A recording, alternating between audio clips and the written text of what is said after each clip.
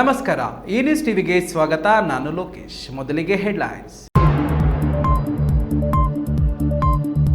ನಿಯಂತ್ರಣ ತಪ್ಪಿ ಡಿವೈಡರ್ಗೆ ಬೈಕ್ ಡಿಕ್ಕಿ, ಯುವಕ ಸ್ಥಳದಲ್ಲೇ ಸಾವು, ಮತ್ತೊಬ್ಬನಿಗೆ ತೀವ್ರ ಗಾಯ. ಶ್ರೀನಿವಾಸಪುರದ ಗೆಲಿಜಿಗೂರು ಕ್ರಾಸ್ನಲ್ಲಿ ಘಟನೆ. ಆಲಿಕಲ್ಲು ಬಿರುಗಾಳಿಯಿಂದ ನಷ್ಟಕ್ಕೊಳಗಾದ ತೋಟಗಳಿಗೆ ಸಂಸದ ಸುಧಾಕರ್ ಭೇಟಿ ಪರಿಶೀಲನೆ, ಬೆಳೆ ಹಾನಿ ಅಂದಾಜಿಸಲು ಒತ್ತಾಯ. ಚಿಕ್ಕಬಳ್ಳಾಪುರದ ಚರ್ಚ್ಗಳಲ್ಲಿ ಶುಭ ಶುಕ್ರವಾರ ಆಚರಣೆ, ಉಪವಾಸದೊಂದಿಗೆ ಚರ್ಚ್ಗೆ ಆಗಮಿಸಿದ ಕ್ರೈಸ್ತರು ಪ್ರಾರ್ಥನೆ. ಸಾಧಕನಿಗೆ ವಯಸ್ಸು ಕೇವಲ ಒಂದು ಅಂಕಿ ಮಾತ್ರ, 75ರ ಹರಿಯದಲ್ಲೂ 25ರ ಯುವಕನನ್ನು ನಾಚಿಸುವ ಅಚ್ಚರಿಯ ಸಾಧನೆ. ಅಪರೂಪದ ಅಥ್ಲೆಟಿಕ್ ಕುರಿತು ವಿಶೇಷ ವರದಿ.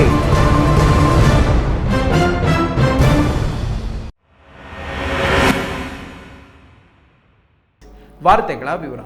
ವೇಗವಾಗಿ ಬಂದ ದ್ವಿಚಕ್ರ ವಾಹನವೊಂದು ನಿಯಂತ್ರಣ ತಪ್ಪಿ ಡಿವೈಡರ್ಗೆ ಡಿಕ್ಕಿ ಹೊಡೆದ ಪರಿಣಾಮ ಯುವಕನೋರ್ವ ಸ್ಥಳದಲ್ಲಿ ಮೃತಪಟ್ಟಿದ್ದು, ಮತ್ತೊಬ್ಬರು ಸಾವು ಬದುಕಿನ ನಡುವೆ ಹೋರಾಟ ನಡೆಸುತ್ತಿರುವ ದುರ್ಘಟನೆ ಶ್ರೀನಿವಾಸಪುರ ತಾಲೂಕಿನಲ್ಲಿ ಸಂಭವಿಸಿದೆ.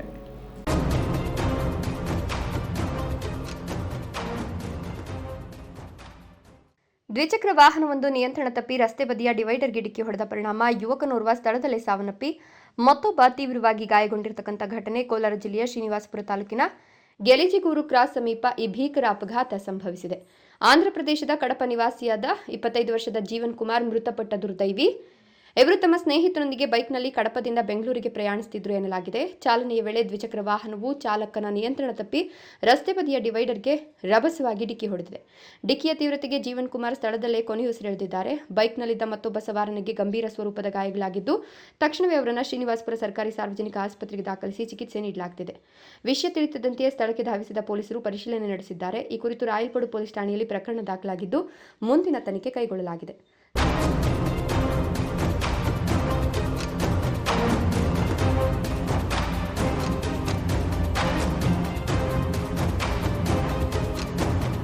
ನಂದೀಶ್, ಈ ನ್ಯೂಸ್ ಟಿವಿ, ಶ್ರೀನಿವಾಸಪುರ. ಇತ್ತೀಚೆಗೆ ಚಿಕ್ಕಬಳ್ಳಾಪುರ ಜಿಲ್ಲೆಯಾದ್ಯಂತ ಸುರಿದ ಅಕಾಲಿಕ ಮತ್ತು ಆಲಿಕಲ್ಲು ಮಳೆಯಿಂದಾಗಿ ದಿಬ್ಬೂರು ಗ್ರಾಮ ಪಂಚಾಯಿತಿ ವ್ಯಾಪ್ತಿಯ ಲಕ್ಷಾಂತರ ರೂಪಾಯಿ ಮೌಲ್ಯದ ಬೆಳೆಗಳು ಹಾನಿಯಾಗಿದ್ದು, ಇಂದು ದಿಬ್ಬೂರು ಗ್ರಾಮದ ಪಾಪೇಗೌಡ, ಮೋಹನ್, ರಮೇಶ್, ವೆಂಕಟೇಶ್, ಚಂದ್ರಪ್ಪ ಮತ್ತು ಡಾಕ್ಟರ್ ಪಾಪೇಗೌಡರ ವರದ್ರಾಕ್ಷಿ ತೋಟಗಳಿಗೆ ಸಂಸದ ಡಾಕ್ಟರ್ ಕೆ ಸುಧಾಕರ್ ಭೇಟಿ ನೀಡಿ ಪರಿಶೀಲನೆ ನಡೆಸಿದರು.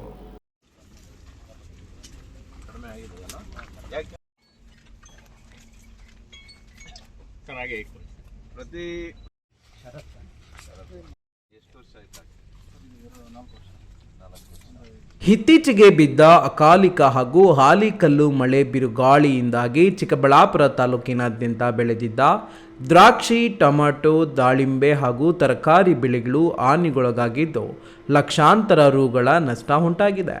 ದಿಬ್ಬೂರು ಗ್ರಾಮ ಪಂಚಾಯಿತಿ ವ್ಯಾಪ್ತಿಯಲ್ಲಿ ಲಕ್ಷಾಂತರ ರೂಪಾಯಿ ಮೌಲ್ಯದ ಬೆಳೆಗಳು ಹಾನಿಯಾಗಿದ್ದು, ಇಂದು ದಿಬ್ಬೂರು ಗ್ರಾಮದ ಪಾಪೇಗೌಡ, ಮೋಹನ್, ಶಲಾ, ರಮೇಶ್, ವೆಂಕಟೇಶ್, ಚಂದ್ರಪ್ಪ ಮತ್ತು ಡಾಕ್ಟರ್ ಪಾಪೇಗೌಡರವರ ವರದ್ರಾಕ್ಷಿ ತೋಟಗಳಿಗೆ ಸಂಸದ ಡಾಕ್ಟರ್ ಕೆ ಸುಧಾಕರ್ ಭೇಟಿ ನೀಡಿ ಪರಿಶೀಲನೆ ನಡೆಸಿದರು. ಈ ವೇಳೆ ಮಾತನಾಡಿದ ಡಾಕ್ಟರ್ ಕೆ ಸುಧಾಕರ್ ರವರು, ನಾನು ಈಗಾಗಲೇ ಆಗ್ರಹ ಮಾಡಿರುವಂತೆ ರಾಜ್ಯ ಸರ್ಕಾರ ಕೂಡಲೇ ಜಂಟಿ ಸಮೀಕ್ಷೆ ನಡೆಸಿ ಬೆಳೆ ಹಾನಿ ಪ್ರಮಾಣವನ್ನು ವೈಜ್ಞಾನಿಕವಾಗಿ ಅಂದಾಜಿಸಿ ಸಂತ್ರಸ್ತ ರೈತರಿಗೆ ಸೂಕ್ತ ಪರಿಹಾರ ನೀಡಬೇಕೆಂದು ಮತ್ತೊಮ್ಮೆ ಸರ್ಕಾರವನ್ನು ಒತ್ತಾಯಿಸುತ್ತೇನೆ ಎಂದರು.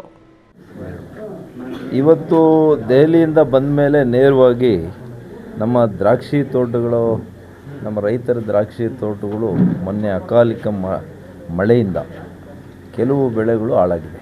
ಆ ತೋಟಗಳಿಗೆ ಆಲೆಕಲ್ಲು ಮಳೆ ಬಿದ್ದು ಹಾಳಾಗಿರೋದ್ರಿಂದ ಇವತ್ತು ಅವರ ತೋಟಗಳಿಗೆ ಭೇಟಿಯನ್ನು ಕೊಟ್ಟು ಸಂಬಂಧಪಟ್ಟಂಥ ಅಧಿಕಾರಿಗಳ ಜೊತೆ ಹೋಗಿ ಆ ನಷ್ಟ ಪರಿಹಾರವನ್ನು ಯಾವ ರೀತಿ ಕಟ್ಕೊಡ್ಬೇಕು, ವಿಮೆ ಏನು ಮಾಡಿಸಿದ್ದಾರೆ, ಆ ವಿಮೆ ಮಾಡಿಸಿದರೆ ಆ ವಿಮೆನ ಎಷ್ಟು ಬೇಗ ಅವರಿಗೆ ಹಣ ಬರುವಂಗೆ ಮಾಡಬೇಕು, ಇದನ್ನೆಲ್ಲ ಕೂಡ ಮಾಡಿ, ಯಾಕೆ ಪದೇ ಪದೇ ಅಕಾಲಿಕ ಮಳೆ ಈ ಭಾಗದಲ್ಲಿ ಪ್ರತಿ ವರ್ಷ ಈ ಸಂದರ್ಭದಲ್ಲಿ ಬರ್ತಾಯಿದೆ. ಮಾರ್ಚು, ಏಪ್ರಿಲು, ಒಂದೊಂದ್ಸಲಿ ಮಾರ್ಚ್, ಏಪ್ರಿಲ್, ಮೇ ಈ 3 ತಿಂಗಳ ಮಧ್ಯೆ ಬೀಳ್ತಾಯಿದೆ.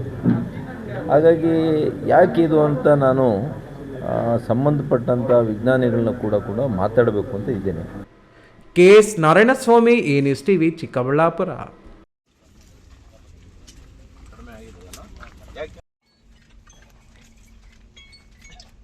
ಹಾಗೆ ಪ್ರತಿ ಎಷ್ಟು ವರ್ಷ ಆಯ್ತು? 4 ವರ್ಷ. ವಿಶೇಷ ಪ್ರಾರ್ಥನಾ ಕೂಟಗಳಲ್ಲಿ ಯೇಸು ಕ್ರಿಸ್ತನನ್ನ ಸ್ತುತಿ ಮಾಡುವ ಮೂಲಕ ಪವಿತ್ರ ಹಬ್ಬ ಶುಭ ಶುಕ್ರವಾರವನ್ನು ಕ್ರೈಸ್ತರು ಶ್ರದ್ಧಾ ಭಕ್ತಿಯಿಂದ ಆಚರಿಸಿದರು. ಕ್ರೈಸ್ತರ ಪ್ರಮುಖ ದೇವಾಲಯಗಳಾದ CSI Christ Church, Saint Saviour Church, ವಾಪಸಂದ್ರದಲ್ಲಿನ ಚರ್ಚ್ ಸೇರಿದಂತೆ ಇತರೆ ಚರ್ಚ್ಗಳಿಗೆ ಹೆಚ್ಚಿನ ಸಂಖ್ಯೆಯಲ್ಲಿ ಭೇಟಿ ನೀಡಿದ ಕ್ರೈಸ್ತರು ಯೇಸು ಕ್ರಿಸ್ತನ ಸಂದೇಶಗಳನ್ನು ಆಲಿಸಿದರು.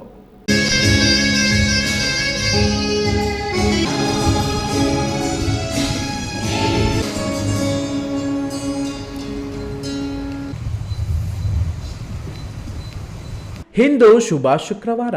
ಚಿಕ್ಕಬಳ್ಳಾಪುರದ ಪ್ರಮುಖ ಚರ್ಚ್ಗಳಲ್ಲಿ ಬೆಳಗ್ಗೆ 11 ಗಂಟೆಗೆ ಹಮ್ಮಿಕೊಂಡಿದ್ದ ವಿಶೇಷ ಸಭೆಗಳಿಗೆ ಉಪವಾಸದೊಂದಿಗೆ ಆಲಯದಲ್ಲಿ ಸೇರಿದ ಕ್ರೈಸ್ತರು ಯೇಸು ಕ್ರಿಸ್ತನ ಸಂದೇಶಗಳ ಬಗ್ಗೆ ಸಭಾಪಾಲಕರು ನೀಡಿದ ಬೋಧನೆಯನ್ನು ಆಲಿಸಿದರು. ಶುಭ ಶುಕ್ರವಾರದ ಅಂಗವಾಗಿ ವಿಶೇಷ ಪ್ರಾರ್ಥನೆ ಹಾಗೂ ಗೀತೆಗಳನ್ನು ಹಾಡಲಾಯಿತು. CSI ಚರ್ಚ್ ಸಭಾಪಾಲಕ ವಿ ಪ್ರವೀಣ್ ಸಂದೇಶ ನೀಡಿ, ಯೇಸು ಸ್ವಾಮಿಯ ಪ್ರೀತಿಯಲ್ಲಿ ವ್ಯತ್ಯಾಸವಿಲ್ಲ, ಕ್ಷಮಾಪಣೆಯಲ್ಲಿ ಆಯ್ಕೆಗಳಿಲ್ಲ, ಎಲ್ಲರಿಗಾಗಿ ದೇವರದಲ್ಲಿ ಪ್ರಾರ್ಥನೆಯನ್ನು ಮಾಡುವ ಸ್ವಾಮಿ ಶಿಲುಬೆಗೇರಿದಾಗಲೂ ಜನರಿಗಾಗಿಯೇ ವಿವಿಧ ಅರ್ಥವುಳ್ಳ ದೃಷ್ಟಿಕೋನವುಳ್ಳ ಮಾತುಗಳನ್ನಾಡಿದ್ದಾರೆ. ಸ್ವಾಮಿಯ ಸಂದೇಶ ಜೀವನದಲ್ಲಿ ಅಳವಡಿಸಿಕೊಂಡರೆ ಜೀವನ ಸುಂದರಮಯವಾಗುವುದು ಎಂದು ಹೇಳಿದರು. ಪ್ರತಿಯೊಂದು ಮಾತುಗಳು ಯೇಸು ಸ್ವಾಮಿ ಶಿಲುಬೆಯ ಮೇಲೆ ನುಡಿದಾಗ ಅದು ಬೇರೆ ಬೇರೆ ರೀತಿಯಾದಂತಹ ಅರ್ಥಗಳನ್ನು, ಬೇರೆ ಬೇರೆ ರೀತಿಯಾದಂತಹ ದೃಷ್ಟಿಕೋನಗಳನ್ನು ನಮಗೆ ತಂದುಕೊಡುವಂತದ್ದಾಗಿದೆ. ಒಟ್ಟು 7 ಮಾತುಗಳನ್ನು ಸ್ವಾಮಿ ಶಿಲುಬೆ ಮೇಲೆ ಹೇಳ್ತಾನೆ. ಪ್ರಥಮ 3 ವಿಷಯಗಳನ್ನು ಆತನು ಬೇರೆಯವರ ಕುರಿತಾಗಿ ಮಾತನಾಡ್ತಾನೆ. ನಂತರ ಬರುವಂತಹ 4 ಮಾತುಗಳನ್ನು ತನಗಾಗಿ ಆಡಿಕೊಳ್ತಾನೆ. ಉಪವಾಸ ನಿರತ ಕ್ರೈಸ್ತರಿಗೆ ಚರ್ಚ್ಗಳಲ್ಲಿ ಪ್ರಾರ್ಥನೆಯ ನಂತರ ಲಘು ಉಪಹಾರ, ಪಾನಕ, ಮಜ್ಜಿಗೆ ಹಾಗೂ ಕೋಸುಂಬರಿ ವಿತರಿಸಲಾಯಿತು. ಈ ಸಂದರ್ಭದಲ್ಲಿ ಘನ ಇಮ್ಯಾನುವೆಲ್ ಪುನೀತ್ ಚರ್ಚಿನ ಕಾರ್ಯದರ್ಶಿ ವಿ ದಾಸ್, ಖಜಾಂಜಿ Henry Prasannakumar, Arunakumar, Paul Abraham Kiran, Victory Adarsh, Swami Das S, Sandeep S, Rajashekar ಇತರರು ಉಪಸ್ಥಿತರಿದ್ದರು. KS ನಾರಾಯಣಸ್ವಾಮಿ, ಈ ನ್ಯೂಸ್ ಟಿವಿ, ಚಿಕ್ಕಬಳ್ಳಾಪುರ. ಇದೀಗ ವಿರಾಮದ ನಂತರ ಈ ನ್ಯೂಸ್ ಟಿವಿ ಮುಂದುವರಿಯುತ್ತದೆ. Looking for the perfect place for your child's bright future? Welcome to Dolphins Group of Educational Institutions, where excellence begins from the very first step. Our new Montessori program designed to nurture young minds with care and creativity. With experienced faculty, safe and reliable transport facilities, and separate secure hostel accommodation, we ensure comfort, safety, and quality education at every stage. From foundational learning to higher education, we build confidence, character, and success. Dolphins Group of Educational Institutions, empowering young minds. Admissions open now.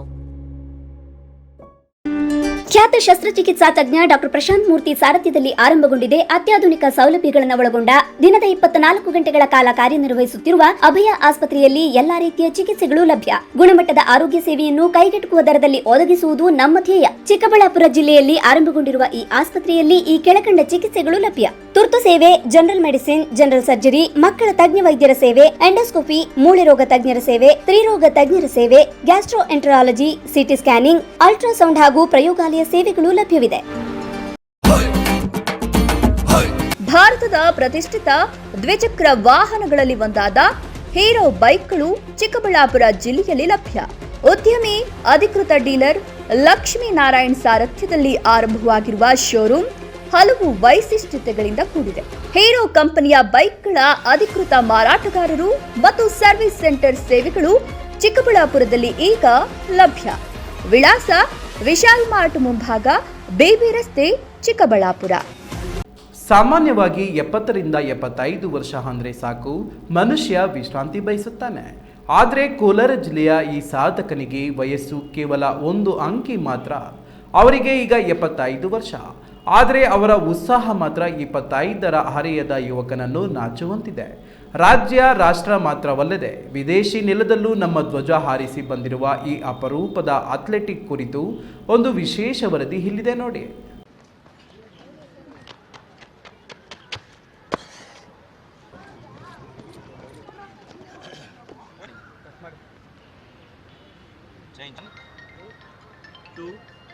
ಹೌದು, ಈ ಉತ್ಸಾಹ ನೋಡಿ, ಈ ವೇಗ ನೋಡಿ. ಇವರ ಹೆಸರು G Doreswamy Achari ಅಂತ. ಕೋಲಾರ ತಾಲೂಕಿನ ಒನ್ನೇನಹಳ್ಳಿ ಗ್ರಾಮದ ಈ ಕೃಷಿಕನಿಗೆ ಸದ್ಯ 75 ವರ್ಷ ವಯಸ್ಸು. ಬಾಲ್ಯದಲ್ಲೇ ಕಬಡ್ಡಿ, ಕುಸ್ತಿಯಲ್ಲಿ ತೊಡಗಿದ್ದ ಇವರು ನಂತರ ಕೃಷಿಯಲ್ಲಿ ಮಗ್ನನಾದರು. ಆದರೆ ಇವರ ಸಾಧನೆ ಮಾಡುವ ಹಂಬಲ ಮಾತ್ರ ಇವರಲ್ಲಿ ಕಡಿಮೆಯಾಗಲಿಲ್ಲ. ಇಂದು ಇವರು ಲಾಂಗ್ ಜಂಪ್, ತ್ರಿಬಲ್ ಜಂಪ್ ಹಾಗೂ ಓಟದ ಅಥ್ಲೆಟಿಕ್ ಕ್ರೀಡಾಕೂಟಗಳ ಅಂತಾರಾಷ್ಟ್ರೀಯ ತಾರೆ. ದೊರೆಸ್ವಾಮಿ ಅವರು ಕೇವಲ ಹವ್ಯಾಸಕ್ಕಾಗಿ ಕ್ರೀಡೆಯಲ್ಲಿಲ್ಲ. ಮಲೇಷಿಯಾ, ಥೈಲ್ಯಾಂಡ್, ಶ್ರೀಲಂಕಾ ಸೇರಿದಂತೆ ಹಲವು ದೇಶಗಳಲ್ಲಿ ಭಾಗಿಯಾಗಿ 100ಕ್ಕೂ ಹೆಚ್ಚು ಪ್ರಶಸ್ತಿಗಳನ್ನು ಮುಡಿಗೇರಿಸಿಕೊಂಡಿದ್ದಾರೆ. ಇತ್ತೀಚೆಗೆ ಪಂಜಾಬ್ನಲ್ಲಿ ನಡೆದ ಏಷ್ಯನ್ ಅಥ್ಲೆಟಿಕ್ ಮೀಟ್ನಲ್ಲಿ ಚಿನ್ನದ ಪದಕ ಗೆದ್ದು ಜಿಲ್ಲೆ ಹಾಗೂ ರಾಜ್ಯದ ಕೀರ್ತಿ ಹೆಚ್ಚಿಸಿದ್ದಾರೆ.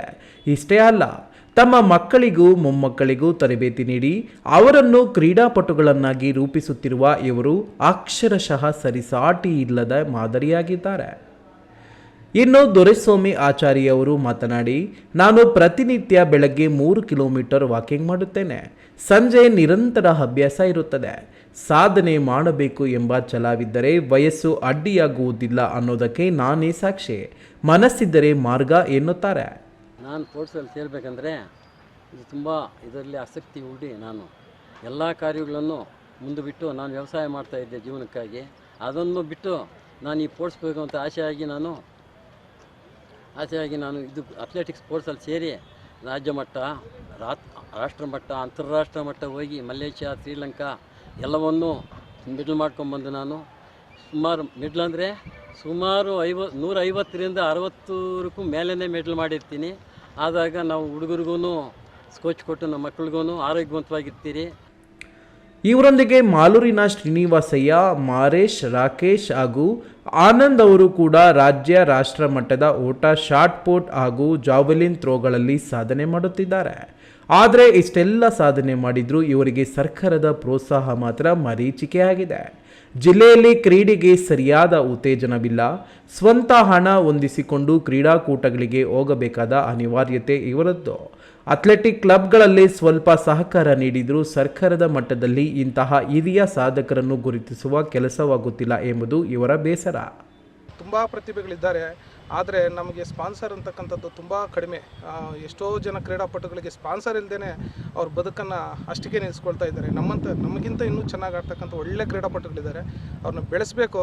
ಸೊ ಇದಕ್ಕೆ ಸರ್ಕಾರ ಆಗಿರಲಿ ಅಥವಾ ಈ ಕಡೆ ಇರ್ತಕ್ಕಂಥ ರಾಜಕೀಯ ವ್ಯಕ್ತಿಗಳಾಗಿರಲಿ, ಯಾರೇ ಆಗಿರಲಿ, ಸೊ ಅಂಥ ಕ್ರೀಡಾಪಟುಗಳನ್ನ ಬೆಳೆಸ್ತಕ್ಕಂಥ ಕೆಲಸವನ್ನು ಮಾಡಬೇಕು. ಸೊ ನಮಗೂ ಮುಂದಿನ ಒಂದು ಈಗ ನಾವು ನ್ಯಾಷನಲ್ಸ್ ಗೆದ್ದಿದ್ವಿ, ಸೊ ಅಂತಾರಾಷ್ಟ್ರೀಯ ಮಟ್ಟದಲ್ಲಿ ಭಾಗವಹಿಸಬೇಕಂತೇಳಿ ನಾವು 6 ಜನನು ಇದೇ ಸ್ಟೇಡಿಯಮಲ್ಲಿ ಪ್ರಾಕ್ಟೀಸ್ ಮಾಡ್ತಾ ಇರ್ತೀವಿ. ಸೊ ದಯವಿಟ್ಟು ಯಾರಾದರೂ ನಮಗೆ ಸ್ಪಾನ್ಸರ್ ಮಾಡಲಿ ಅಂತೇಳಿ ನಾವು ಈ ಮೂಲಕ ಕೇಳ್ಕೊಳ್ತಾ ಇದ್ದೀವಿ ಸರ್. ಸಾಧನೆ, ವಯಸ್ಸು ಕೇವಲ ನೆಪ ಮಾತ್ರ ಎಂಬುದನ್ನು ಸಾಬೀತುಪಡಿಸಿದ ದೊರೆಸ್ವಾಮಿ ಅವರಂತಹ ಎಲೆಮರಿ ಕಾಯಿ ಎಂತಿರುವ ಕ್ರೀಡಾಪಟುಗಳಿಗೆ ಸರ್ಕಾರ ಹಾಗೂ ಸಂಘ ಸಂಸ್ಥೆಗಳು ಬೆಂಬಲ ನೀಡಬೇಕಿದೆ. ಆಗ ಮಾತ್ರ ಇವರ ಸಾಧನೆಯ ಹಾದಿ ಮತ್ತಷ್ಟು ಸುಗಮವಾಗಲಿದೆ. ಸತೀಶ್, ಈ ನ್ಯೂಸ್ ಟಿವಿ, ಕೋಲಾರ. ಶಿಡ್ಲಘಟ್ಟ ತಾಲೂಕು ಜಂಗಮಕೋಟೆ ಹೋಬಳಿ 13 ಹಳ್ಳಿಗಳ ರೈತರ ಜಮೀನು ಕೈಗಾರಿಕೆಗೆ ವಶಪಡಿಸಿಕೊಳ್ಳಲು ಸರ್ಕಾರ ಮುಂದಾಗಿದ್ದು, ಅದನ್ನು ವಿರೋಧಿಸಿ ಕಳೆದ 19 ದಿನಗಳಿಂದ ಡಿಸಿ ಕಚೇರಿ ಮುಂದೆ ಅನಿರ್ದಿಷ್ಟಾವಧಿ ಧರಣಿ ನಡೆಸುತ್ತಿದ್ದರು. ನಿನ್ನೆ ಕೆಎಡಿಬಿಯಿಂದ ರೈತರ ಜಮೀನಿಗೆ ದರ ನಿಗದಿಗೊಳಿಸುವ ಸೋಮವಾರ ಬೆಂಗಳೂರು ಶಾಂತಿಗೃಹ ಆವರಣದಲ್ಲಿ ಹಾಜರಾಗುವಂತೆ ಅಂತಿಮ ನೋಟಿಸ್ ಜಾರಿ ಮಾಡಿದೆ.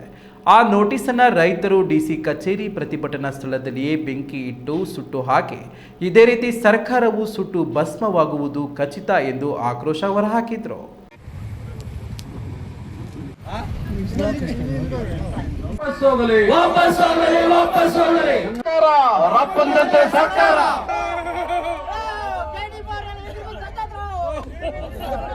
ಜಂಗಮಕೋಟೆ ಹೋಬಳಿ 13 ಹಳ್ಳಿಗಳ ರೈತರಿಂದ 2800ಕ್ಕೂ ಹೆಚ್ಚು ಎಕರೆ ಭೂಮಿ ಕೈಗಾರಿಕೆಗಾಗಿ ವಶಪಡಿಸಿಕೊಳ್ಳಲು ಮುಂದಾಗಿರುವ ಸರ್ಕಾರದ ತೀರ್ಮಾನವನ್ನು ವಿರೋಧಿಸಿ ಕೃಷಿ ಭೂಮಿ 1 ಇಂಚು ಜಾಗ ಬಿಟ್ಟುಕೊಡಲು ಸಾಧ್ಯವಿಲ್ಲ ಎಂದು ಪಟ್ಟು ಹಿಡಿದು ಚಿಕ್ಕಬಳ್ಳಾಪುರ ಡಿಸಿ ಕಚೇರಿ ಮುಂದೆ ಕಳೆದ 19 ದಿನಗಳಿಂದ ಕೂತಿರುವ ರೈತರಿಗೆ ಕರ್ನಾಟಕ ಕೈಗಾರಿಕಾ ಪ್ರದೇಶಾಭಿವೃದ್ಧಿ ಮಂಡಳಿ ಮತ್ತೊಂದು ಶಾಕ್ ನೀಡಿದೆ.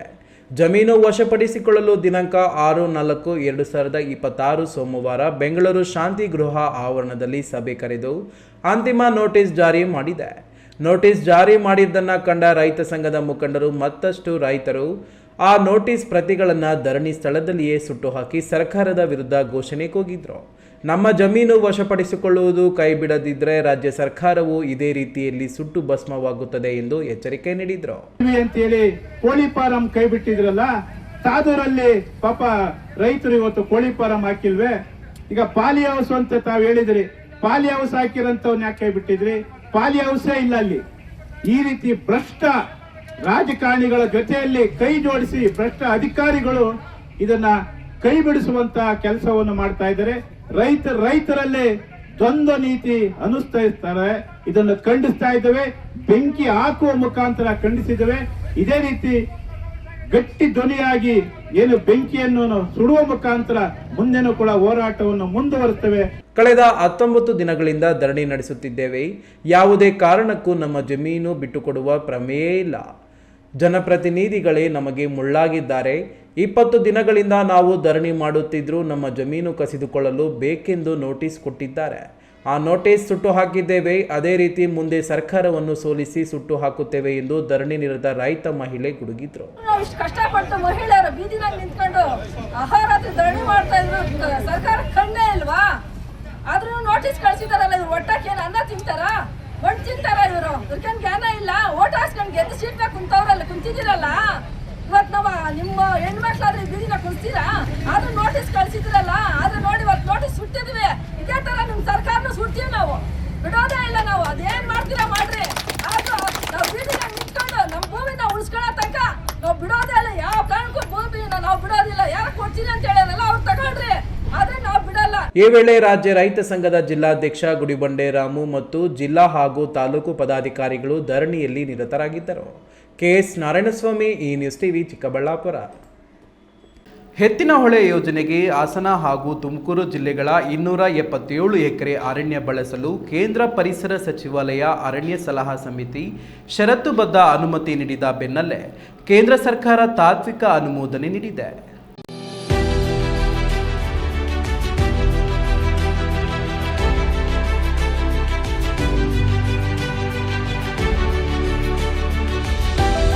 ಎತ್ತಿನಹೊಳೆ ಯೋಜನೆ ಮುಂದುವರಿಸಲು ಪರಿಸರ, ಅರಣ್ಯ ಮತ್ತು ಹವಾಮಾನ ಬದಲಾವಣೆ ಸಚಿವಾಲಯ ಅನುಮತಿ ನೀಡಿದ್ದು, ಯೋಜನೆ ಮುಂದುವರಿಸಲು 34 ಷರತ್ತುಗಳನ್ನು ವಿಧಿಸಿದೆ. ಇದರಿಂದಾಗಿ ಸಚಿವಾಲಯದ ತಕರಾರಿನ ಕಾರಣದಿಂದ ವರ್ಷದಿಂದ ಸ್ಥಗಿತಗೊಂಡಿದ್ದ ಎತ್ತಿನಹೊಳೆ ಯೋಜನೆ ಕಾಮಗಾರಿಗೆ ಮತ್ತೆ ಚಾಲನೆ ಸಿಗಲಿದ್ದು, ಕೋಲಾರ, ಚಿಕ್ಕಬಳ್ಳಾಪುರ, ರಾಮನಗರ, ತುಮಕೂರು, ಬೆಂಗಳೂರು ಗ್ರಾಮಾಂತರ, ಹಾಸನ ಮತ್ತು ಚಿತ್ರದುರ್ಗ ಜಿಲ್ಲೆಗಳ 29 ತಾಲೂಕುಗಳ ಸುಮಾರು 75 ಲಕ್ಷ ಜನರಿಗೆ ಕುಡಿಯುವ ನೀರು ಪೂರೈಕೆಯಾಗಲಿದೆ. ಈಗಾಗಲೇ ಅರಣ್ಯ ಪ್ರದೇಶದಲ್ಲಿ ಒಪ್ಪಿಗೆ ಇಲ್ಲದೆ ಕಾಮಗಾರಿ ನಡೆಸಿದ ಅಧಿಕಾರಿಗಳ ವಿರುದ್ಧ ಶಿಸ್ತು ಕ್ರಮ ಕೈಗೊಳ್ಳಬೇಕು. ಕಾಮಗಾರಿ ನಡೆಸಿದ ಸ್ಥಳದ ಮೌಲ್ಯದ 6 ಪಟ್ಟು ಮೌಲ್ಯವನ್ನು ದಂಡದ ರೂಪದಲ್ಲಿ ಪಾವತಿಸಬೇಕು. ಪರಿಸರ ಸಂರಕ್ಷಣೆ ಕಾಮಗಾರಿ ಗಮನದಲ್ಲಿಟ್ಟುಕೊಂಡು ನಡೆಸಬೇಕು ಎಂದು ಕೇಂದ್ರ ಹೇಳಿದೆ.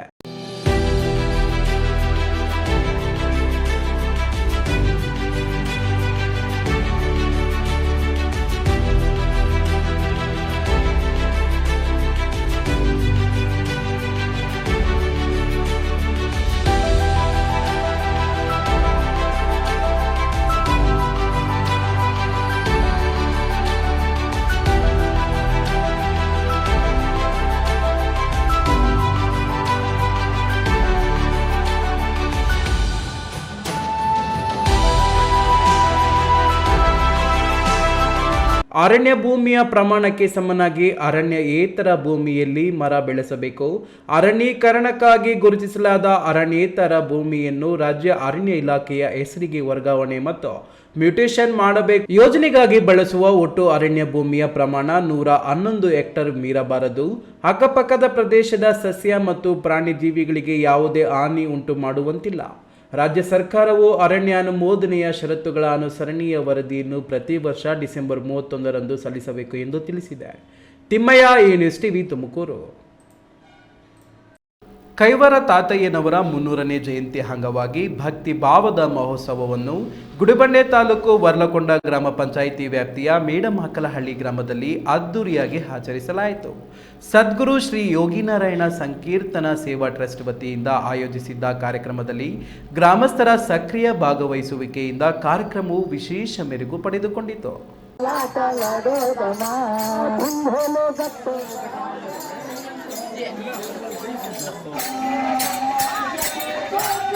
ಗುಡಿಬಂಡೆ ತಾಲೂಕು ವರ್ಲಕುಂಟ ಗ್ರಾಮ ಪಂಚಾಯಿತಿ ವ್ಯಾಪ್ತಿಯ ಮೇಡಮಾಕಲಹಳ್ಳಿ ಗ್ರಾಮದಲ್ಲಿ ಹಮ್ಮಿಕೊಂಡಿದ್ದ ಕೈವಾರ ತಾತಯ್ಯನವರ 300ನೇ ಜಯಂತಿ ಸಂಭ್ರಮ ಕಾರ್ಯಕ್ರಮದ ಅಂಗವಾಗಿ ಗ್ರಾಮಸ್ಥರು ಸಂಜೆಯಿಂದಲೇ ಭಕ್ತಿಭಾವದಿಂದ ತೊಡಗಿಸಿಕೊಂಡರು. ಮನೆ ಮನೆಗಳಿಂದ ಮಹಿಳೆಯರು ಹಾಗೂ ಭಕ್ತರು ಸಾಂಪ್ರದಾಯಿಕ ವೇಷಭೂಷಣಗಳಲ್ಲಿ ಕಳಶಗಳನ್ನು ಹೊತ್ತುಕೊಂಡು ಮೆರವಣಿಗೆಯಲ್ಲಿ ಭಾಗವಹಿಸಿದರು. ಗ್ರಾಮದಲ್ಲಿ ಭಕ್ತಿಯ ವಾತಾವರಣ ಕಂಗೊಳಿಸುತ್ತಿದ್ದು ಎಲ್ಲೆಡೆ ಜಯಘೋಷಗಳು, ಭಜನೆಗಳ ಧ್ವನಿ ಮೊಳಗಿತ್ತು. ಗ್ರಾಮಸ್ಥರು ಒಗ್ಗೂಡಿ ದೇವರ ಆರಾಧನೆ ಮಾಡಿ ಕೈವಾರ ತಾತಯ್ಯನವರ ಆಶೀರ್ವಾದ ಪಡೆದು ಧಾರ್ಮಿಕ ಮೌಲ್ಯಗಳ ಮಹತ್ವವನ್ನು ತಿಳಿಸಿದರು. ನಂತರ ನಡೆದ ಸಾಂಸ್ಕೃತಿಕ ಕಾರ್ಯಕ್ರಮಗಳು ಎಲ್ಲರ ಗಮನ ಸೆಳೆದವು. ಗ್ರಾಮಸ್ಥರು ಉತ್ಸಾಹದಿಂದ ಭಜನೆ, ಕೋಲಾಟ ಹಾಗೂ ನೃತ್ಯ ಪ್ರದರ್ಶಿಸಿದರು. ವಿಶೇಷವಾಗಿ ಮಹಿಳೆಯರ ಕೋಲಾಟ ಹಾಗೂ ಮಕ್ಕಳ ನೃತ್ಯ ಕಾರ್ಯಕ್ರಮಕ್ಕೆ ಮತ್ತಷ್ಟು ಕಳೆ ತಂದವು. ಈ ಕಾರ್ಯಕ್ರಮವು ಗ್ರಾಮದಲ್ಲಿ ಏಕತೆ ಮತ್ತು ಸಹಕಾರದ ಮನೋಭಾವವನ್ನು ಹೆಚ್ಚಿಸಿತು. ಈ ಸಂದರ್ಭದಲ್ಲಿ ಕೈವಾರ ಟ್ರಸ್ಟ್ ಸದಸ್ಯರಾದ ಕೆ. ನರಸಿಂಹಪ್ಪ, ಅಧ್ಯಕ್ಷರಾದ ಅಶ್ವಥಪ್ಪ, ಕಾರ್ಯದರ್ಶಿ ನಾರಾಯಣಸ್ವಾಮಿ, ಪೆದ್ದ ಮುದ್ದಪ್ಪ ಸೇರಿದಂತೆ ಅನೇಕ ಸೇವಾ ಕಾರ್ಯಕರ್ತರು ಭಾಗವಹಿಸಿದರು.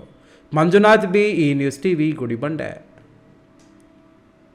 ಬೆಂಗಳೂರಿನ ಹೆಬ್ಬಾಳ ನಾಗವರ ಕೆರೆಯಿಂದ ಸಂಸ್ಕರಿಸಲ್ಪಡುವ HN ವ್ಯಾಲಿ ನೀರನ್ನು 3ನೇ ಹಂತದ ಶುದ್ಧೀಕರಣಕ್ಕೆ ಒಳಪಡಿಸಬೇಕು ಹಾಗೂ ಕೃಷ್ಣಾ ನದಿ ನೀರನ್ನು ಚಿಕ್ಕಬಳ್ಳಾಪುರ ಜಿಲ್ಲೆಗೆ ಹರಿಸಬೇಕು ಎಂಬ ಬೇಡಿಕೆಗಳನ್ನು ಮುಂದುವರಿಸಿ ರಾಜ್ಯ ಮತ್ತು ಕೇಂದ್ರ ಸರ್ಕಾರದ ಗಮನ ಸೆಳೆಯಲು ಏಪ್ರಿಲ್ 7ರಂದು ಬೃಹತ್ ಪಾದಯಾತ್ರೆ ಹಮ್ಮಿಕೊಳ್ಳಲಾಗಿದೆ ಎಂದು ಶ್ರೀ ಹರಿಕೃಷ್ಣ ಫೌಂಡೇಶನ್ ಅಧ್ಯಕ್ಷ ಹರೀಶ್ ರೆಡ್ಡಿ ತಿಳಿಸಿದ್ದಾರೆ.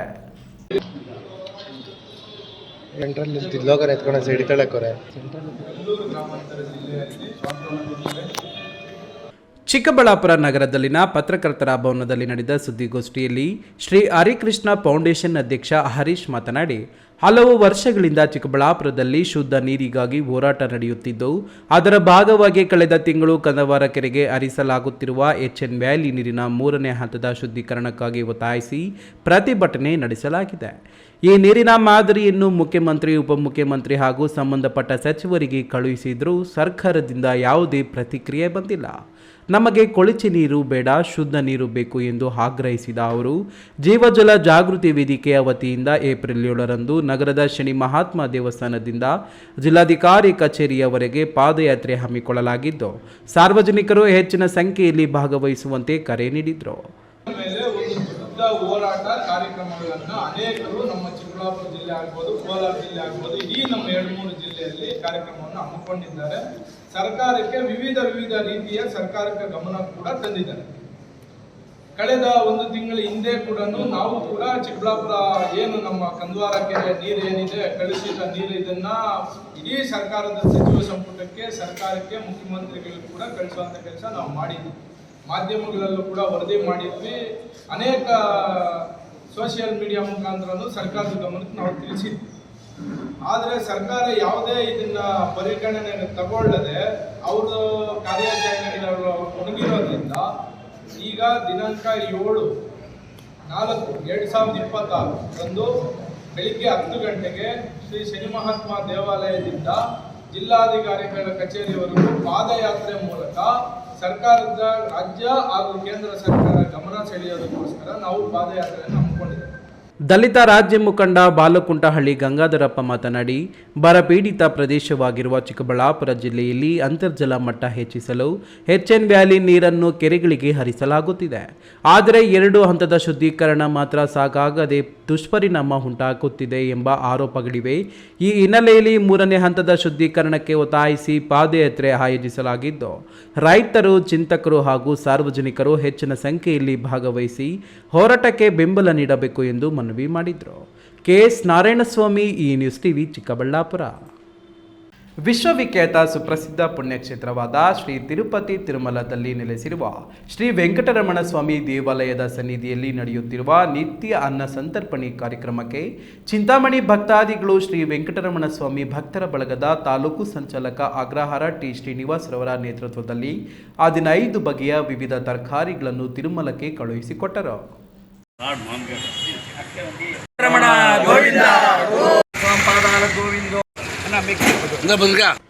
ಶುಕ್ರವಾರ ತರಕಾರಿಗಳನ್ನು ಕೊಂಡೊಯ್ಯಲು ಬಂದಿದ್ದ ಟಿಟಿಡಿ ವಾಹನಕ್ಕೆ ಚಿಂತಾಮಣಿ ನಗರದ ಕೆಆರ್ ಬಡಾವಣೆಯಲ್ಲಿ ಚಿಂತಾಮಣಿಯ ಭಕ್ತಾದಿಗಳು ಹಾಗೂ ಶ್ರೀ ವೆಂಕಟರಮಣ ಸ್ವಾಮಿ ಭಕ್ತರ ಬಳಗದ ತಾಲೂಕು ಸಂಚಾಲಕ ಅಗ್ರಹಾರ ಟಿ ಶ್ರೀನಿವಾಸರವರು ವಿಶೇಷ ಪೂಜೆ ಸಲ್ಲಿಸಿ ತರಕಾರಿ ಹೊತ್ತ ವಾಹನವನ್ನು ಗೋವಿಂದ ಗೋವಿಂದ ಎಂಬ ಘೋಷಣೆಗಳನ್ನು ಕೂಗುವುದರ ಮೂಲಕ ತಿರುಪತಿಗೆ ಕಳುಹಿಸಿಕೊಟ್ಟರು. ಈ ವೇಳೆ ಅಗ್ರಹಾರ ಟಿ ಶ್ರೀನಿವಾಸ್ ಮಾತನಾಡಿ, ದೈವ ಕಾರ್ಯಕ್ಕಾಗಿ ತರಕಾರಿ ಸೇವೆಯನ್ನು ಭಕ್ತಿಪೂರ್ವಕವಾಗಿ ಮಾಡುತ್ತಿರುವ ಭಕ್ತ ಜನರಿಗೆ ದೇವರು ಒಳಿತು ಮಾಡಲೆಂದು ಪ್ರಾರ್ಥಿಸಿದರು. ತರಕಾರಿ ಅನ್ನು ಶ್ರೀ ತಿರುಪತಿ ತಿರುಮಲ ದೇವಸ್ಥಾನಕ್ಕೆ ರವಾನೆ ಮಾಡಲಾಗುತ್ತಿದೆ. ಸಹಕಾರ ಕೊಟ್ಟ ಎಲ್ಲ ಭಕ್ತಾದಿಗಳಿಗೂ ಆ ವೆಂಕಟರಮಣ ಸ್ವಾಮಿ ಕೃಪೆ, ದಯೆ, ಕರುಣೆ ಮತ್ತು ಕೋರಿದ ಇಷ್ಟಾರ್ಥಗಳೆಲ್ಲ ನೆರವೇರಲಿ ಅಂತ ಆಶಿಸುತ್ತಾ ನಮೋ ವೆಂಕಟೇಶ. ಈ ಸಂದರ್ಭದಲ್ಲಿ ನಗರದ ಶಾಂಭವಿ ಸ್ಟೋರ್ಸ್ ತಂಡದವರು, ಪ್ರಕಾಶ್ ತಂಡದವರು, ರಮೇಶ್ ತಂಡದವರು, ವೆಂಕಟಪುರ ನಾರಾಯಣ ರೆಡ್ಡಿ ಹಾಗೂ ಇತರೆ ಭಕ್ತಾದಿಗಳು ಉಪಸ್ಥಿತರಿದ್ದರು. ಹಾಜರಿದ್ದ ಎಲ್ಲರಿಗೂ ದೇವರ ಪ್ರಸಾದ ಹಾಗೂ ಪಾನಕ ಮತ್ತು ಹೆಸರುಬೇಳೆ ವಿತರಿಸಲಾಯಿತು. B Devappa, A news TV, Chintamani.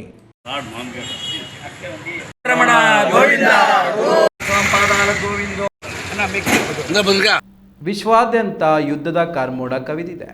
Iran, Israel ಮತ್ತು ಅಮೆರಿಕ ನಡುವಿನ ಸಂಘರ್ಷದಿಂದ ಜಗತ್ತು ತತ್ತರಿಸುತ್ತಿದ್ದರೂ ಭಾರತದಲ್ಲಿ ಪೆಟ್ರೋಲ್, ಡೀಸೆಲ್ ಮತ್ತು ಎಲ್ಪಿಜಿ ಕೊರತೆಯಾಗದಂತೆ ಪ್ರಧಾನಿ ನರೇಂದ್ರ ಮೋದಿಯವರ ಸಮರ್ಥ ಆಡಳಿತದಿಂದಾಗಿ ದೇಶದ ಜನತೆ ಇಂದು ಸಂಕಷ್ಟದ ಕಾಲದಲ್ಲೂ ನೆಮ್ಮದಿಯ ಜೀವನ ನಡೆಸುತ್ತಿದ್ದಾರೆ ಎಂದು ಸಂಸದ ಡಾಕ್ಟರ್ ಕೆ ಸುಧಾಕರ್ ಶ್ಲಾಘಿಸಿದರು.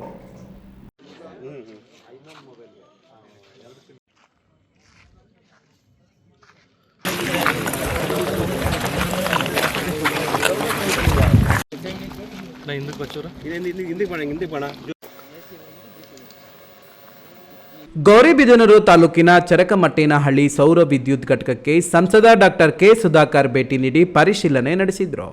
ಈ ಸಂದರ್ಭದಲ್ಲಿ ರೈತರನ್ನು ಉದ್ದೇಶಿಸಿ ಮಾತನಾಡಿದ ಅವರು, ಹಿಂದೆ ರಾತ್ರಿ ವೇಳೆ ರೈತರು ಪಂಪ್ ಸೆಟ್ಗಳಿಗೆ ನೀರು ಹಾಯಿಸಲು ಹೋಗಿ ಹಾವು ಕಡತದಿಂದ ಸಾವನ್ನಪ್ಪುತ್ತಿದ್ದ ಘಟನೆಗಳನ್ನು ನೆನೆದ ಸಂಸದರು ಈ ಸಮಸ್ಯೆಗೆ ಕುಸುಮ್ ಸಿ ಯೋಜನೆ ರಾಮಬಾಣ. ಕೇಂದ್ರ ಸರ್ಕಾರದ ಸಬ್ಸಿಡಿಯೊಂದಿಗೆ ರೈತರು ಸೌರ ವಿದ್ಯುತ್ ಉತ್ಪಾದಿಸಿ ತಮ್ಮ ಬಳಕೆಗೆ ಬಳಸಿ ಉಳಿದಿದ್ದನ್ನು ಸರ್ಕಾರಕ್ಕೆ ಮಾರಿ ಆದಾಯ ಗಳಿಸಬಹುದು ಎಂದರು. ಇವತ್ತು ಕುಸುಮ್ ಸಿ ಯೋಜನೆ ನಿಮಗೆಲ್ಲ ಗೊತ್ತಿದೆ. ಕುಸುಮ್ ಬಿ ಅಂದರೆ ಏನು? Kusum A, Kusum B, Kusum C. Kusum B ಅಂತಂದರೆ ನಮ್ಮ ರೈತರು ಪಂಪ್ಸೆಟ್ಗಳಿಗೆ, ಅವರ ಸ್ವಂತ ಪಂಪ್ಸೆಟ್ಗಳಿಗೆ ಸೌರಶಕ್ತಿಯನ್ನು ಅಳವಡಿಸಿ ಅದಕ್ಕೆ ಬೇಕಾಗಿರುವಂಥ ಸೌರಶಕ್ತಿಯನ್ನು ಉಪಯೋಗ ಮಾಡಿ ಮಿಕ್ಕಿರ್ತಕ್ಕಂಥದ್ದು ಗ್ರಿಡ್ಗೆ ಕನೆಕ್ಟ್ ಮಾಡೋದು.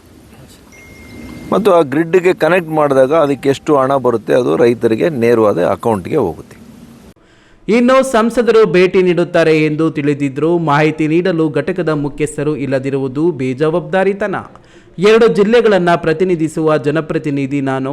ನೆನಪಿಡಿ, ನೀವು ಸರ್ಕಾರಕ್ಕಿಂತ ದೊಡ್ಡವರಲ್ಲ. ನಿಮ್ಮ ಮೇಲಾಧಿಕಾರಿಗಳಿಗೆ ಈ ನಿರ್ಲಕ್ಷ್ಯದ ಬಗ್ಗೆ ಎಚ್ಚರಿಕೆ ನೀಡಿ ಎಂದು ಅಸಮಾಧಾನ ಹೊರಹಾಕಿದರು. ಈ ವೇಳೆ ಬಿಜೆಪಿ ಮುಖಂಡರಾದ JV Hanumegowda, A Mohan, BESCOM EE Ramesh ಸೇರಿದಂತೆ ಹಲವು ಗಣ್ಯರು ಹಾಗೂ ರೈತ ಮುಖಂಡರು ಉಪಸ್ಥಿತರಿದ್ದರು. Pradeep, A news TV, Gauribidanur. ಕಳೆದ 15 ದಿನಗಳಿಂದ ಸುಟ್ಟು ಹೋಗಿರುವ ವಿದ್ಯುತ್ ಪರಿವರ್ತಕ ಸರಿಪಡಿಸದ ಹಿನ್ನೆಲೆ ಬೆಳೆಗಳು ಕಣ್ಣೆದುರೇ ಹುಣುಗುತ್ತಿವೆ. ತುಮಕೂರು ಜಿಲ್ಲೆ ಕೊರಟಗೆರೆ ತಾಲೂಕಿನ ಹೊಳವನಹಳ್ಳಿ ವಿದ್ಯುತ್ ಇಲ್ಲದೆ ರೈತರು ಕಣ್ಣೀರಲ್ಲಿ ಕೈ ತೊಳುವಂತಾಗಿದೆ. ಈ ಕುರಿತು ಒಂದು ವರದಿ. ಇವತ್ತು ಏನು ಸುಮಾರು 15ರಿಂದ 20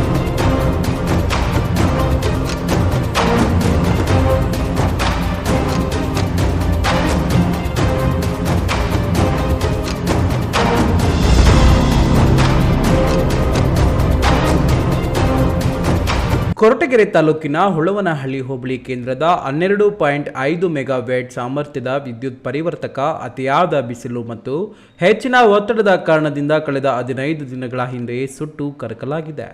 ಈ ಭಾಗದ ರೈತರು ಸಂಪೂರ್ಣವಾಗಿ ಕೃಷಿಯನ್ನೇ ನಂಬಿಕೊಂಡಿದ್ದಾರೆ. ಅಡಿಕೆ, ತೆಂಗು, ಬಾಳೆ, ರಾಗಿ ಹಾಗೂ ತರಕಾರಿ ಬೆಳೆಗಳು ನೀರಿಲ್ಲದೆ ಬಿಸಿಲಿನ ತಾಪಕ್ಕೆ ಸಂಪೂರ್ಣ ಒಣಗುತ್ತಿವೆ. ಇತ್ತ ಕುಡಿಯುವ ನೀರಿಗೂ ಪರದಾಡುವ ಪರಿಸ್ಥಿತಿ ನಿರ್ಮಾಣವಾಗಿದೆ.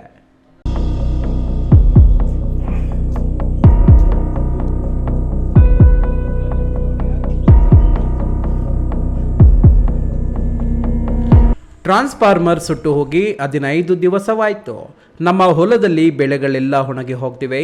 KPTCL ಮತ್ತು ಬೆಸ್ಕಾಂ ಅಧಿಕಾರಿಗಳಿಗೆ ಕೇಳಿದರೆ ಇವತ್ತು ಮಾಡ್ತೀವಿ ನಾಳೆ ಮಾಡ್ತೀವಿ ಅಂತಾರೆ. ರೈತರ ಬದುಕು ಬೀದಿಗೆ ಬಂದಿದೆ. ಕೂಡಲೇ ಜಿಲ್ಲಾಡಳಿತ ಎಚ್ಚೆತ್ತುಕೊಳ್ಳಬೇಕು ಎಂದು ರೈತರು ಅವಲತ್ತುಕೊಂಡಿದ್ದಾರೆ. ಇನ್ನು ರೈತರ ಸಮಸ್ಯೆ ತುಮಕೂರು ಜಿಲ್ಲಾ ಉಸ್ತುವಾರಿ ಸಚಿವರಾದ ಡಾಕ್ಟರ್ ಜಿ ಪರಮೇಶ್ವರ್ ಅವರ ಗಮನಕ್ಕೆ ಬಂದ ತಕ್ಷಣ ಅವರು ಕಾರ್ಯಪ್ರವೃತ್ತರಾಗಿದ್ದಾರೆ. ಕೂಡಲೇ KPTCL ವ್ಯವಸ್ಥಾಪಕ ನಿರ್ದೇಶಕರಿಗೆ ದೂರವಾಣಿ ಕರೆ ಮಾಡಿದ ಸಚಿವರು ಯಾವುದೇ ಕಾರಣಕ್ಕೂ ವಿಳಂಬ ಮಾಡಬೇಡಿ, ತಕ್ಷಣವೇ ಹೊಸ ಪರಿವರ್ತಕ ಅಳವಡಿಸಿ ರೈತರಿಗೆ ವಿದ್ಯುತ್ ಸಂಪರ್ಕ ಕಲ್ಪಿಸಿ ಎಂದು ಖಡಕ್ ಸೂಚನೆ ನೀಡಿದ್ದಾರೆ. ಸಚಿವರ ಸೂಚನೆಯ ಬಳಿಕವಾದರೂ ಅಧಿಕಾರಿಗಳು ಎಚ್ಚೆತ್ತುಕೊಂಡು ಒಳವನಹಳ್ಳಿಯ ರೈತರ ಬಾಳಿಗೆ ಬೆಳಕಾಗುತ್ತಾರಾ ಕಾದು ನೋಡಬೇಕಾಗಿದೆ. ತಿಮ್ಮಯ್ಯ, ಈ ನ್ಯೂಸ್ ಟಿವಿ, ತುಮಕೂರು. ನ್ಯಾಯದಾನ ಮಾಡುವ ಕೋರ್ಟ್ನಲ್ಲಿ ಇಂದು ಭಯದ ವಾತಾವರಣ ನಿರ್ಮಾಣವಾಗಿತ್ತು. ಹೌದು, ಕೋಲಾರದ ಜಿಲ್ಲಾ ಸೆಷನ್ಸ್ ಕೋರ್ಟ್ನ ಕಬೋರ್ಡ್ನಲ್ಲಿ ದಾಖಲೆಗಳ ಮಧ್ಯೆ ಅತಿಥಿಯೊಬ್ಬರು ಪ್ರತ್ಯಕ್ಷರಾಗಿದ್ದಾರೆ. ಹಾವು ಕಂಡ ಕೂಡಲೇ ಸಿಬ್ಬಂದಿ ಕಂಗಾಲಾಗಿದ್ದು, ಆಮೇಲೆ ನಡೆದಿದ್ದೇನು ಈ ಸ್ಟೋರಿ ನೋಡಿ.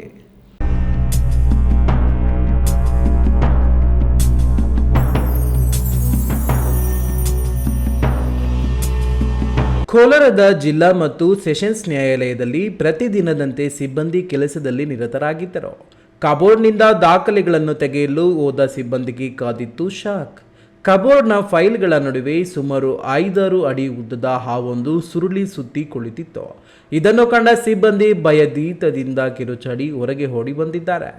ತಕ್ಷಣವೇ ಸ್ಥಳೀಯ ಉರುಗ ರಕ್ಷಕ ನಾಗರಾಜ್ ಅವರಿಗೆ ಮಾಹಿತಿ ನೀಡಲಾಯಿತು. ಸ್ಥಳಕ್ಕೆ ಧಾವಿಸಿದ ನಾಗರಾಜ್ ದಾಖಲೆಗಳಿಗೆ ಹಾನಿಯಾಗದಂತೆ ಅತ್ಯಂತ ಜಾಗರೂಕತೆಯಿಂದ ಹಾವನ್ನು ಹೊರಗೆಳೆದರು. ಅದು ಮತ್ಯಾವುದು ವಿಷಕಾರಿ ಹಾವಲ್ಲ, ಬದಲಾಗಿ ರೈತ ಮಿತ್ರ ಎಂದೇ ಕರೆಯಲ್ಪಡುವ ಕೆರೆ ಹಾವು ಎಂಬುದು ತಿಳಿಯುತ್ತಿದ್ದಂತೆ ಎಲ್ಲರೂ ನಿಟ್ಟುಸಿರು ಬಿಟ್ಟರು. ಉರುಗ ರಕ್ಷಕ ನಾಗರಾಜ್ ಮಾತನಾಡಿ, ನೋಡಿ, ಇದು ಕೆರೆ ಹಾವು. ಜನರು ಇದನ್ನು ನೋಡಿ ಹೆದರುತ್ತಾರೆ, ಆದರೆ ಇದಕ್ಕೆ ವಿಷವಿಲ್ಲ.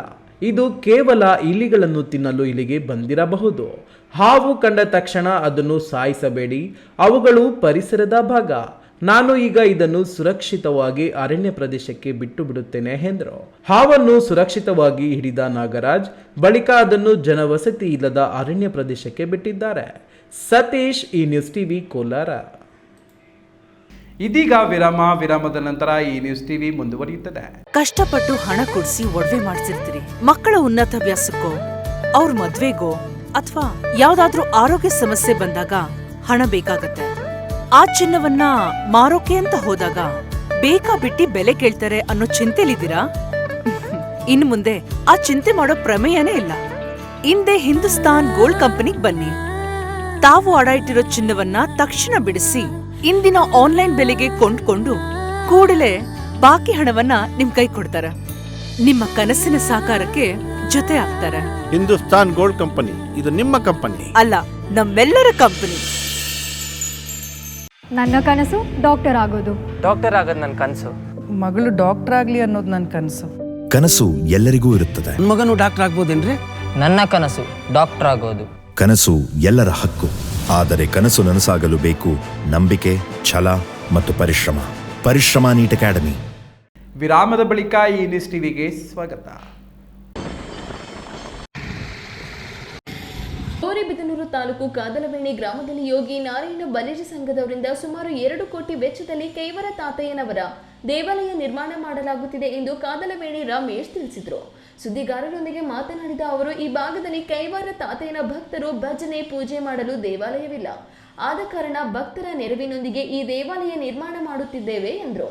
ತಾಲೂಕಿನ ಬಲಿಜ ಸಂಘವು ಸಹ ಈ ದೇವಾಲಯ ನಿರ್ಮಾಣ ಕಾರ್ಯಕ್ಕೆ ಕೈ ಜೋಡಿಸಲಿದೆ ಎಂದು ಜಿಲ್ಲಾ ಬಲಿಜ ಗರ್ಜನೆ ಅಧ್ಯಕ್ಷರಾದ ಪ್ರದೀಪ್ ತಿಳಿಸಿದರು. ಕೊನೆಯದಾಗಿ ಮತ್ತೊಮ್ಮೆ ಹೆಡ್ಲೈನ್ಸ್. ನಿಯಂತ್ರಣ ತಪ್ಪಿ ಡಿವೈಡರ್ಗೆ ಬೈಕ್ ಡಿಕ್ಕಿ, ಯುವಕ ಸ್ಥಳದಲ್ಲೇ ಸಾವು, ಮತ್ತೊಬ್ಬನಿಗೆ ತೀವ್ರ ಗಾಯ. ಶ್ರೀನಿವಾಸಪುರದ ಗೆಲಿಜಿಗೂರು ಕ್ರಾಸ್ನಲ್ಲಿ ಘಟನೆ. ಆಲಿಕಲ್ಲು ಬಿರುಗಾಳಿಯಿಂದ ನಷ್ಟಕ್ಕೊಳಗಾದ ತೋಟಗಳಿಗೆ ಸಂಸದ ಸುಧಾಕರ್ ಭೇಟಿ ಪರಿಶೀಲನೆ, ಬೆಳೆ ಹಾನಿ ಅಂದಾಜಿಸಲು ಒತ್ತಾಯ.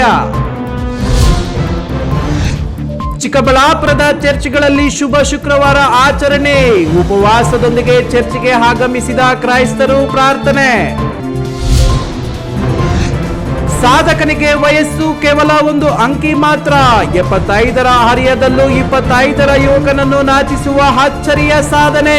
ಅಪರೂಪದ ಅಥ್ಲೆಟಿಕ್ ಕುರಿತು ವಿಶೇಷ ವರದಿ. ವೈಭವೀಕರಣವಿಲ್ಲದ ನೈಜ ಸುದ್ದಿಗಳಿಗಾಗಿ ವೀಕ್ಷಿಸಿ ಈ ನ್ಯೂಸ್ ಟಿವಿ.